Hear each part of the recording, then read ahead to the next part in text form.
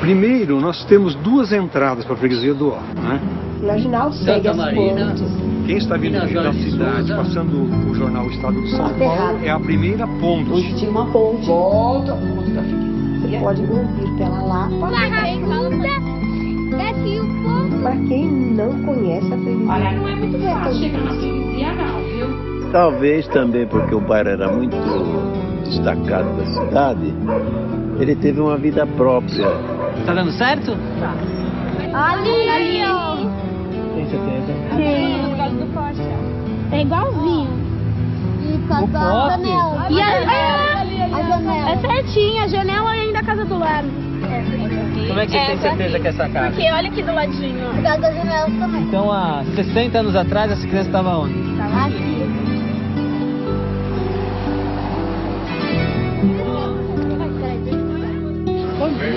Tudo em pé? Já chegamos com 5 todos. Ia tomar café da manhã, hein? Se você esperar o almoço, eu ia achar o Alexandre aí hoje. Beleza, fica à vontade. Ele vem com o Enzo. Vocês vão fazer uma tomada aérea do bairro? Visão aérea, né? Você acha que é importante a imagem aérea? Por quê? Eu acho, sabe por quê? Que tal uma visão de como ele é, para depois você, em partes, vai trocando miúdos o que foi antes, o que é agora. Você vê Rio, você vê lá da igreja. Esse é o nosso local, esse é o nosso mundo.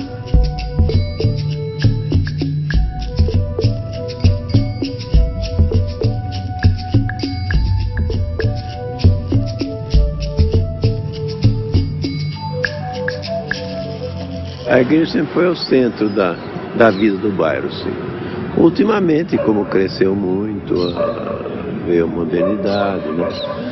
Então, a igreja foi se apagando um pouco, mas ainda ela é centro dele. Esse bairro aqui é muito antigo, né? Ele é de 1580. E o fundador do bairro, Manuel Preto, ele quis uma igrejinha aqui, porque ele alegava que para o pessoal daqui ir lá no centro, que era a Sé, né? Então ficava difícil a missa nos domingos. Aí ele pediu então ao bispo, naquele tempo o bispo era do Rio de Janeiro, São Paulo ainda não tinha bispo, para fazer uma igreja aqui. E foi concedido. E aí se construiu a primeira igrejinha aqui, que funcionou desde 1610. É, a primeira capela, né? É, isso pintada de memória, né? Porque não sei se o Ligabu ele foi buscar alguma informação mais antiga. Eu nunca bati em nenhuma informação que a igreja tinha esse tamanho e esse formato, né? Isso é uma capela votiva. Sem isso daqui você não podia ter o padre 3 vezes por ano. Você tinha que ter isso, você tinha que ter as alfaias, etc, etc. Tudo doado para a igreja, ele não era mais dono disso, a igreja tornava-se dona dessa coisa, e você era obrigado a dar uma quantia anual também para a igreja. E aí o padre viria 3 vezes por ano? 3 vezes por 5, porque você tinha os casamentos, você tinha os batizados. E essa capelinha, ela tinha devoção à Nossa Senhora da Esperança, que hoje é a mesma imagem que é cultuada na Igreja Matriz. É Nossa Senhora da Esperança, mas com o nome de expectação, que é o mesmo significado. E começou a formar o povoado, porque, é claro, as pessoas que trabalhavam com ele tinham devoção, então centralizava tudo na fazenda. Então, é a partir daí que originou, não houve uma fundação. Todo o bairro, a localidade era chamada de freguesia. Então, freguesia de Santo Amaro, freguesia da Penha. E a nossa era a freguesia do Ó, que a Nossa Senhora é da expectação. Como ela está esperando, então tem as antífonas. Então vai chamando, né? Ó, Gessé, ó, não sei o quê, ó. Então 9 vezes ó.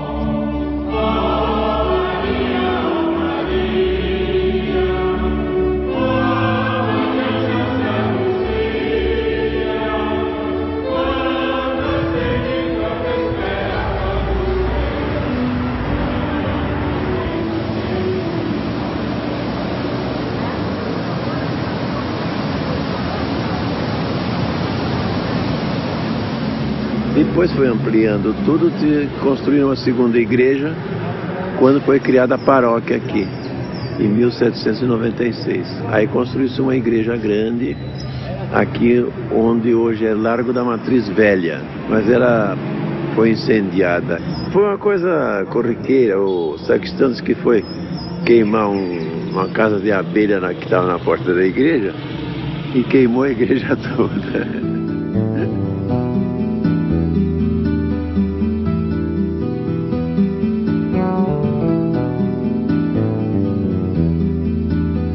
A matriz velha era aqui.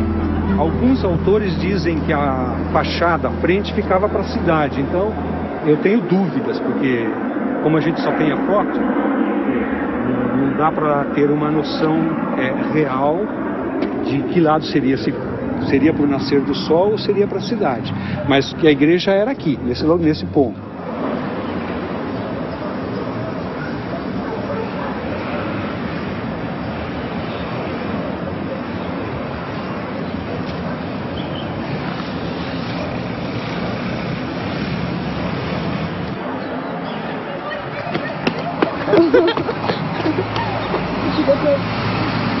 Agora eu vou tirar lá de dentro. Olha, eu tirei de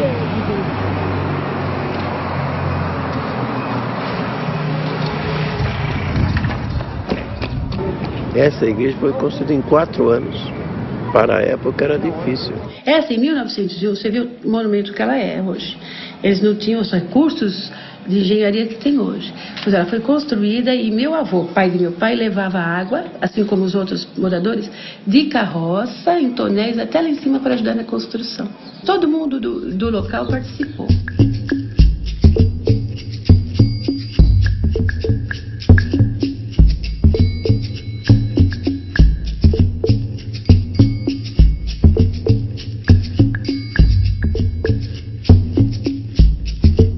Nós temos aqui uma festa tradicional chamada Festa do Divino. Hoje é uma festa que atinge bem o povo, né?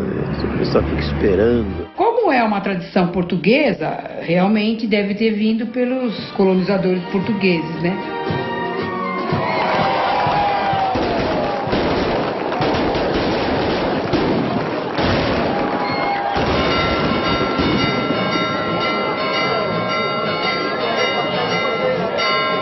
Em 1821, já tem um pedido na Cúria que o padre pedia autorização para celebrar o dia de Pentecostes com festa e tudo mais. Então eu não sei se essa foi a primeira data. Também não sei dizer se todos os anos ininterruptamente teve festa do Divino.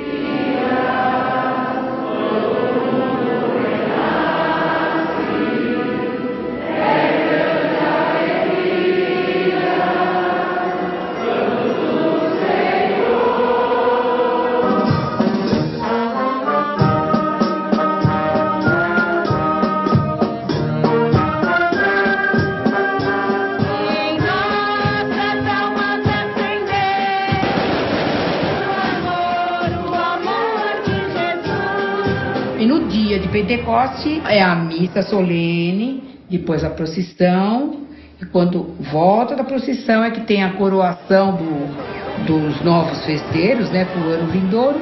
Horácio Rezende Pereira.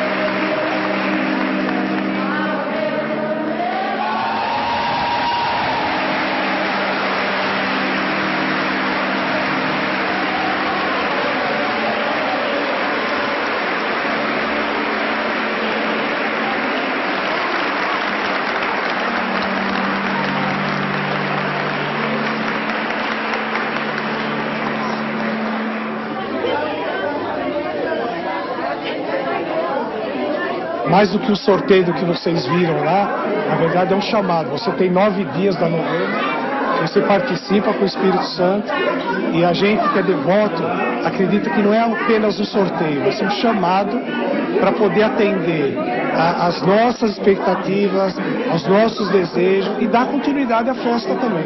Talvez também porque o bairro era muito destacado da cidade, ele teve uma vida própria. Hoje, ainda se atravessa o Tietê na enervante morosidade da velha balsa, já em seus últimos dias.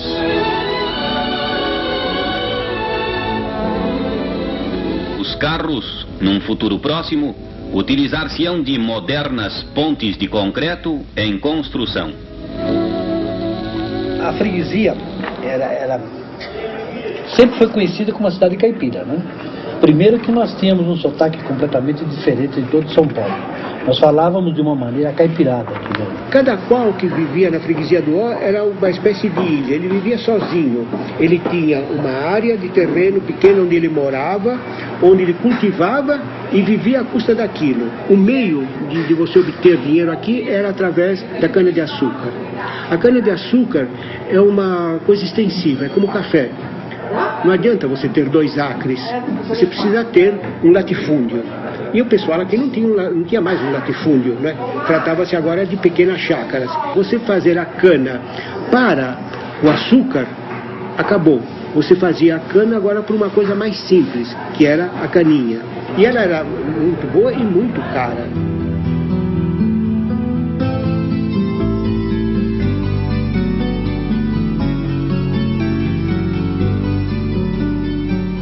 E naquele muro, exatamente onde está o muro, era a fachada da casa chamada Casarão, que morava a família da Dona Neide.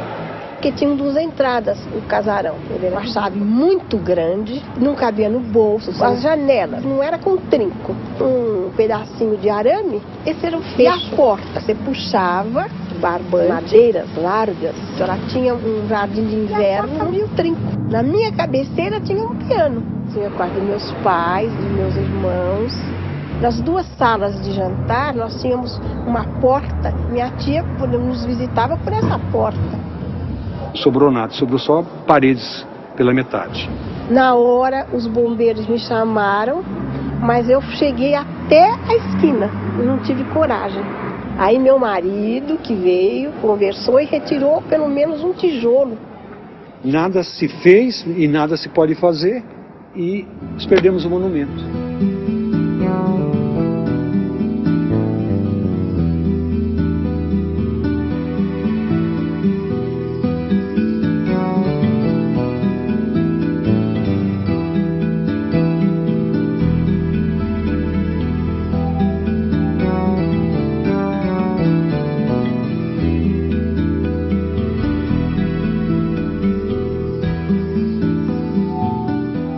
Aqui na freguesia era tudo parente. E a gente casava com as pessoas daqui, né? E eu morava aqui, passava uma casa e ele morava. Nunca ia saber que ele ia ser meu marido, né? O Tair é meu primo de, acho que 3º grau. Porque o pai dele era primo do papai. É normal aqui na freguesia casar entre primos. Antigamente era. É, porque aqui é tudo parente, né? Então, Antigamente era assim. E você ia encontrar uma menina onde? Você não saía daqui, pô. Você tem foto do Jaraguá antigo? Tem, quando era morro. Porque a freguesia era muito isolada. Você imagina, nós tínhamos um rio que fazia 200 curvas aí. Depois nós tínhamos 2 porteiras, entendeu? E um mato, uma várzea que não tinha tamanho. E essa era a porteira para atravessar tem 2 porteiras, né? A primeira porteira do Sorocabana e segunda da Santo Jundiaí.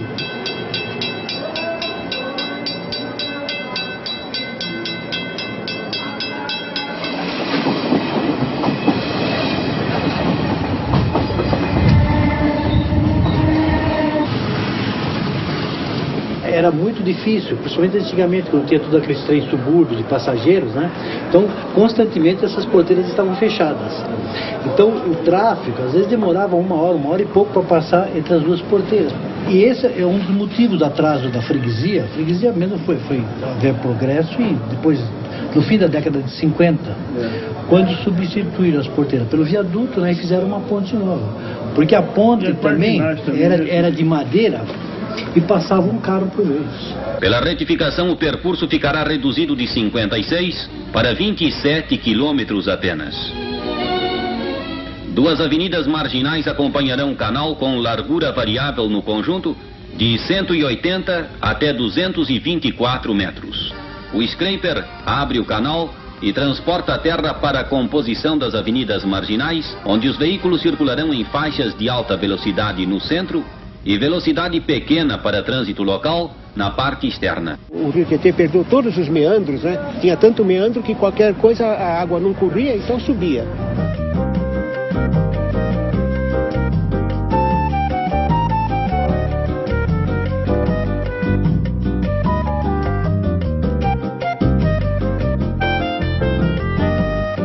A gente ia para Água Branca pelas árvores, encher de água, né? A estrada ficava coberta de água, eles não tinham noção de como era a rua, o Xeravale. Então, as árvores faziam a direção da carroça. O trecho entre a freguesia do Ó e a Lapa já se acha retificado. Está assim se tornando feliz realidade o sonho de Pires do Rio, Saturnino de Brito e Ulloa Sintra. Grande parte do Tietê já está retificada, como este trecho entre freguesia do Ó e Casa Verde. São Paulo contará brevemente com uma área de 17 milhões de metros de terrenos, antes inundáveis e inúteis, e agora destinados à edificação. Quando eles finalmente, né, por graças de Deus e do Adhemar de Barros, conseguiram chegar do outro lado da ponte, que ele inaugurou 4 vezes, ele acreditava que o resto da humanidade não guardava as coisas, né, que esquecia tudo. Então ele fez uma inauguração, aquela que ele fazia sempre, né, que só era você colocar embaixo da terra um documento dizendo que lá vai ter a ponte. 4 anos depois, ele fez uma segunda inauguração, quando só tinha o pilar levantado. Depois fez mais uma inauguração, não sei, e depois quando finalmente a gente passava por cima da ponte e não molhava mais o corpo. Em 50, quando o metro quadrado do outro lado do Tietê torna-se muito caro, então obriga a uma população que não tem essas condições a passar o rio. O metro quadrado ou o aluguel da casa aqui desse lado é muito mais barato. Só que ela ainda trabalha do outro lado, porque a freguesia não tem, né, meios de suprir esse novo ambiente, né, essa nova sociedade que está se deslocando para o lado de cá. Isso vai tornar cada vez mais obrigatório o ônibus, a jardineira. Vem cá. Tem uma foto aqui, bem antiga aqui, ó. É lá embaixo. Só que é aquela que a gente viu grande, lembra? Vou tirar a foto do mato. É aqui, é da cidade. Tá quase igual, ó. Então, ó, dá pra ver certinho. O que tem diferente agora? Vamos ver essa foto e vamos ver a outra. Avenida. A avenida. Muito. Hã? Tem um rio ali também. Tem um rio. E aqui tá alagado, né? Vocês falaram? É alagado. Mas alaga que nem... Agora alaga também ou não? Não. Lá no fundo, lá embaixo, tinha aquela quantidade de prédios? Não. Não, né? Vou tirar da foto da poluição. Da poluição. Os campos de futebol aqui eram muitos, porque a coisa era propícia, era como a várzea do outro lado, a várzea da Barra Funda, a várzea do Bom Retiro. A várzea propiciava, né, um outro lado de você ter sociabilidade por causa dessas coisas. Um terreno inutilizável, né, no certo sentido, ele era era coisa pública, né? Então tomavam conta daquilo lá, não sei como é que, se eles faziam algum acordo com a prefeitura, e lá ficava. Porque quando tinha um campo de futebol, era tão sério quanto a igreja. Ele não saía mais de lá.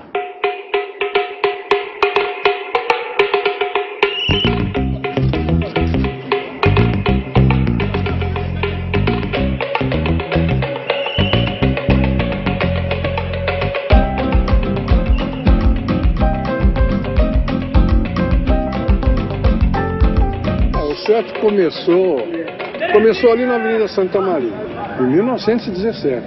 Era uma época em que estava em expansão aqui, porque estava a oportunidade de emprego, né? A expansão industrial, ali começava a Vasolflex, Vidro Plano, Sabó, A vidraria Santa Marina, uma grande indústria, era 3 turnos, depois o Wilson Matarazzo já, né? Água Branca todinha era só indústria. Então isso atraiu o operariado, né? De toda parte do Brasil praticamente. Como o lado de lá era muito caro, já eram mais Pompeia, Perdizes, né? O povo começou a se debandar para a freguesia do Ó.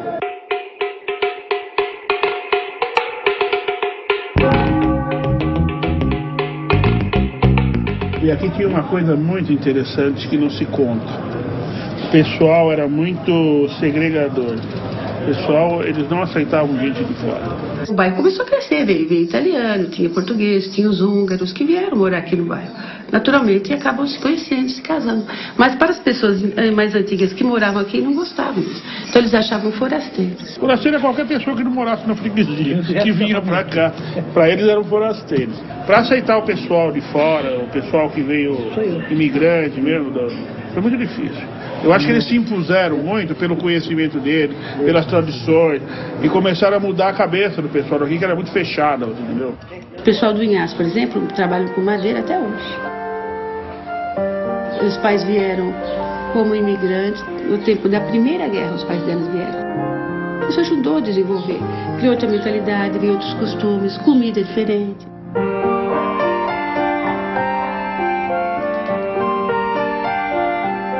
O pai dele aqui foi considerado um dos maiores ferramenteiros em São Paulo. O relacionamento mesmo profundo que a família tinha é intermédio da firma que nós tínhamos. No tempo da marcenaria, da mecânica. Então nós fazíamos muito serviço para essas famílias. Então tinha muito relacionamento com eles. Eu nasci aqui no Brasil e a primeira língua que eu aprendi foi falar húngaro. Aí que eu entrei quando eu tinha 6 anos de idade, que eu entrei na Teresa Martin, todos os colegas de escola vinham conversar com a gente e a gente não sabia falar o português. O Bruno, que era uma das pizzarias famosas de São Paulo, até hoje existe, naquele tempo era barracão de madeira, a pizzaria dele. Meu irmão, o pai dele, era um homem muito inteligente, e ele aprendeu a consertar geladeira. Então ele ia lá, às vezes ele ia muito com meu irmão tomar os chopes lá, que era o melhor chopes que tinha de São Paulo, era lá. Aí eles iam lá tomar o chopinho e tal, e ele arrumava a geladeira dele, do Bruno. E a árvore, será que é a mesma árvore? Quantas portas tem? Será que tem o mesmo número de portas? Quantas portas tinham? Não, tem mais. Agora tem mais ou é? é? A mesma coisa. A mesma coisa. Mesma coisa. 1, 2, 3. 1, 2, 3. É aqui. Que legal. É aqui mesmo. Aqui é o cerne da freguesia do Ó. É o ponto zero da freguesia. É o Largo da Matriz. É o Largo da Matriz. E no nosso tempo de moleque, a gente vinha para assistir a missa das 11, ver as meninas saírem da missa, e a gente ficava aqui bebendo, pedindo uma porção de alite, comendo alite, bebendo, para ver as meninas saírem da missa. Moleque bom, vai ver. Aos poucos ela foi sendo ponto de encontro, porque aqui era a única pizzaria que havia aqui. Na freguesia do Ó não tinha nada naquele tempo. Eu entrei aqui, já tinha sido fundada pelo meu sócio Bruno. Foi em 39, né? Entrei em 44. Não existia pizza naquele tempo, nem se falava nisso. Fazia frango com polenta aqui.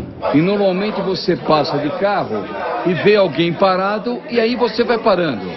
Aí fulano de tal tá lá, e aí o cara vai parando. Então um vai parando, outro vai parando e o pessoal vai se encontrando no balcão. A freguesia tem essas coisas.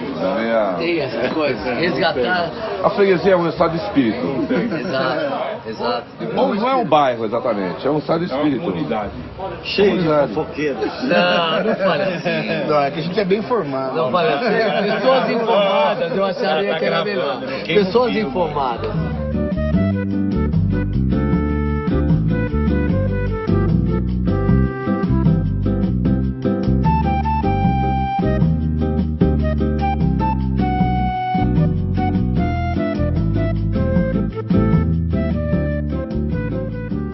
Você vê? Uau, ficou. Todo mundo. Tem certeza que vocês nunca tiraram foto antes? Não. Olha. Já tirei na máquina do meu pai. Ah, tá bom. Que não tá tão diferente, né? Aqui tá mais parecido.